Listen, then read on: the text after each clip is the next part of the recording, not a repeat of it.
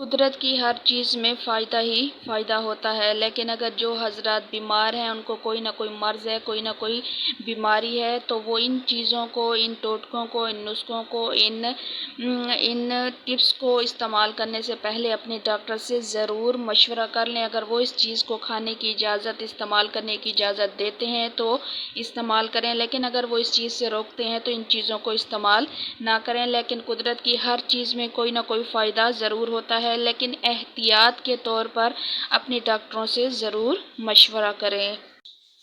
السلام علیکم۔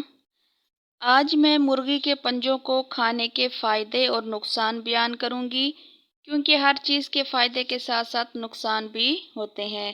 بہت سے ڈاکٹر مرغی کے پنجے کھانے کا مشورہ دیتے ہیں، لیکن وہیں کچھ ایسے ڈاکٹر ہیں جو اس کے استعمال سے روکتے ہیں۔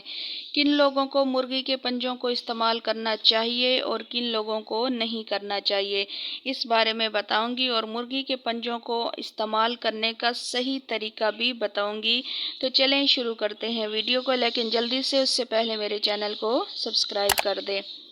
مرغی کے پنجے طاقت سے بھرپور ہوتے ہیں۔ ان کے اندر جو طاقت اور غذائیت پائی جاتی ہے وہ مرغی کے گوشت میں بھی نہیں ملتی۔ پنجوں میں کیلشیم اور آئرن ہوتے ہیں جو صحت کے لیے بہت زیادہ مفید ہیں۔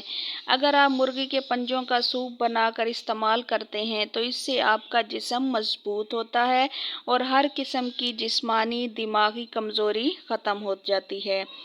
آپ کے جسم میں طاقت آتی ہے، آپ کے پٹھے مضبوط ہوتے ہیں، آپ کی ہڈیوں میں طاقت آتی ہے اور ہر قسم کے ہڈیوں اور جوڑوں کے درد کے لیے یہ پنجے بہت ہی زیادہ مفید ہے کھانے۔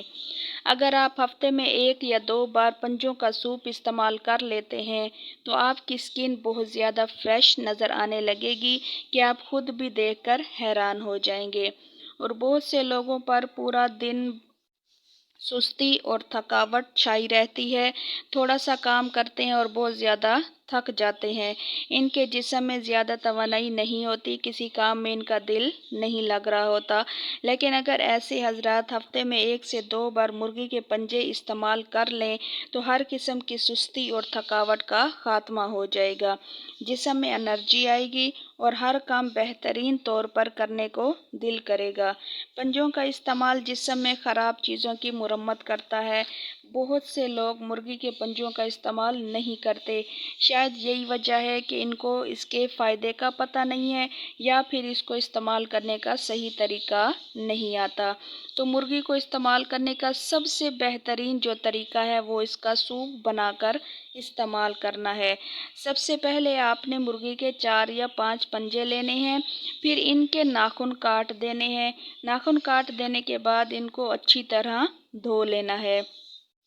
اب آپ نے ابلتے ہوئے پانی میں مرغی کے پنجوں کو 2 منٹ ڈبونا ہے، اس کے بعد نکال لینا ہے۔ اس سے پنجوں کے اوپر والی جو کھال ہوتی ہے وہ آسانی سے اتر جاتی ہے۔